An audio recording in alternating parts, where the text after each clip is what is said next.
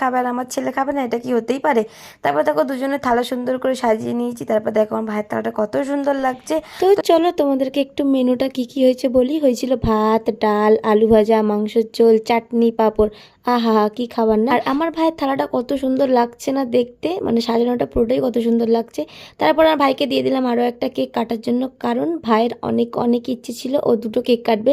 But আমিও শখ পূরণ করে 3টে কেক করে দিয়েছি। রাত্রে একটা কেটেছি, দুপুরে খাওয়ার সময় একটা, আর একটা সন্ধ্যাবেলা কাটেনি, মানে বিকেলবেলার মধ্যে কেটে দিয়েছে, কারণ সবাই বাড়ি চলে যাবে। তো যাই হোক ফাইনালি আমার উপর দয়া হয় আর আমাকে একটু খেতে দেয়। তারপরে খাওয়া দাওয়া করে চলে গেছিলাম আমি আর দিদি নরেন্দ্রপুর স্টেশন। একটু দরকার ছিল, আর আমি আর দিদি নাইটি পরে গেছিলাম বলে আমার দিদি কি করছিল একটুখানি ভিডিওটা অন করেছিলাম বলে।